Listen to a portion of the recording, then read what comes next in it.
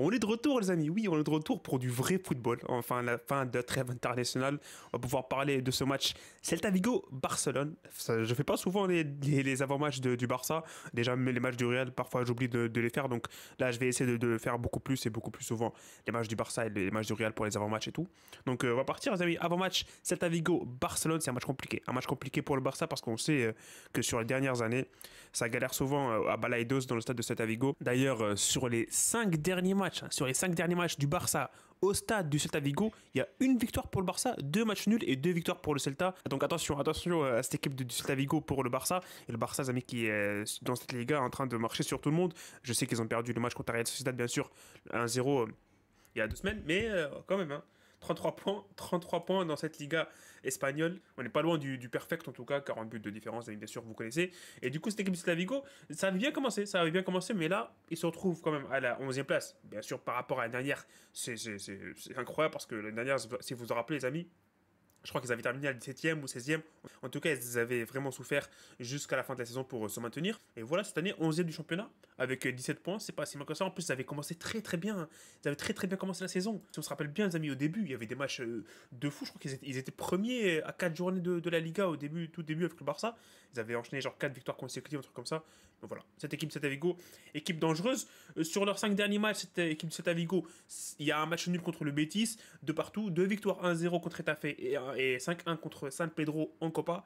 Bon, la défaite contre les Canes, ça fait un peu mal, 3-0, et aussi une défaite contre le Real Madrid, 2-1. Et le Barça, les amis, 5 derniers matchs, bien sûr, c'est 4 victoires, une défaite. La défaite, bien sûr, contre la Real Sociedad, 1-0. En Champions League, 5-2 contre Étoile Rouge et 4-1 contre le Bayern. Et en Liga, 3-1 contre l'Espagnol de Barcelone et 4-0 contre le Real. Ça fait mal, hein. Ça fait mal au cœur, mais 4-0 contre le Real. Et voilà, c'est ça la force du Barça cette année, hein. Ça marque des buts. Comme j'ai dit tout à l'heure, 40 buts, les amis, 40 buts en Liga. C'est fou de marquer 40 buts en 13 matchs. Bon, sur les 5 derniers matchs, tout à l'heure, je parlais des 5 derniers matchs du Celta Vigo à la maison contre le Barça, mais en général, sur les 5 derniers matchs entre les deux équipes, c'est 4 victoires pour le Barça, une seule petite victoire pour le Celta Vigo. Mais bon, je pense que le match de demain, on va revenir au pronostic en fin de vidéo, bien sûr, mais je pense que le match de demain, les amis, va être un peu différent. On va voir comment le Barça va réagir par rapport à la défaite contre la Real Sociedad.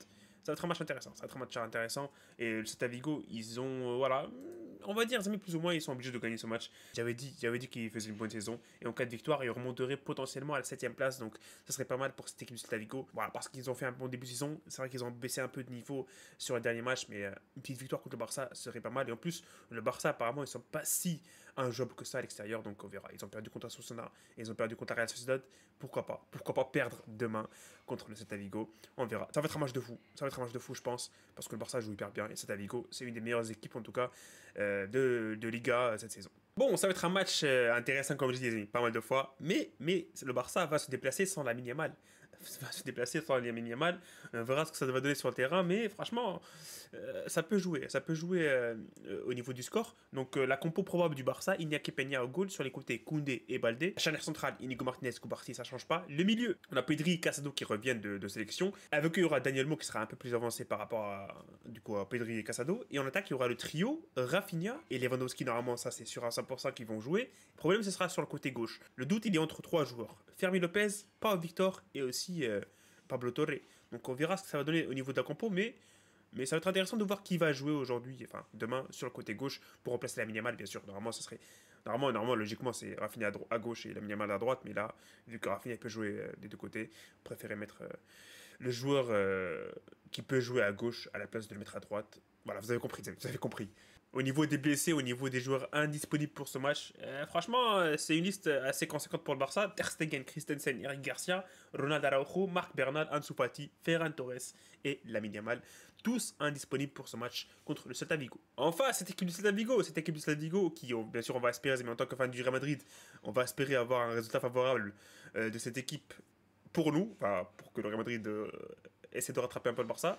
Du coup, ça sera, les amis, Vicente Guaita au goal, une défense à 3 avec Manquillo, Starfelt et Marcos Alonso, l'ancien du Barça. On aura un milieu à 4 avec 2 pistons, bien sûr, Mingueza, Hugo Alvarez. Et milieu central, il y aura Fran Beltran, Hugo Sotado. Et on attaque le trio, on attaque Iago Aspas qui va jouer à droite, Borja Iglesias en pointe, et sur le côté gauche, Svedberg, Elliot Svedberg. Il y a aussi possibilité de voir Bamba demain. Et de toute façon, là, c'est une compo probable, on verra ce qui se passera demain. Bon, les amis, c'est l'heure du pronostic. C'est l'heure du pronostic. C'est compliqué de pronostiquer une défaite du Barça parce que le Barça joue hyper bien. Donc, personnellement, je vais voir une.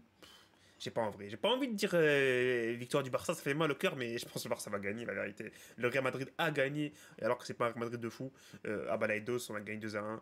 Mais voilà, je pense que le Barça va gagner et je pense que le Barça va mettre un score comme d'hab, hein. On a attendu le Barça, on a attendu un faux pas du Barça contre Villarreal, contre le Real, contre Séville, contre pas mal d'équipes, les amis, à l'extérieur cette saison. Et ils ont toujours répondu présent et en plus ils mettent des scores. Donc je pense victoire du Barça 4-1. Et voilà. On en parlera plus de ce match. Il faut oublier, il faut passer, les amis, autre chose. Mais je pense que le Barça va gagner haut la main, même s'il y a la minimale qui est blessée. Je pense que le Barça va gagner. Pour moi, le trio Rafinha, Lewandowski, Olmo, ils sont capables de battre le Celta Vigo à eux tout seuls. Pas besoin de la minimale pour aller gagner ce match. Après, il y aura aussi Fermin Lopez sur le côté gauche. Donc, ce sera un bon match. Ce sera un bon match de football. On verra ce qui va se passer demain, les amis. Voilà, ce sera tout pour cet avant-match. Mettez dans les commentaires vos pronostics pour ce Barça Celta Vigo.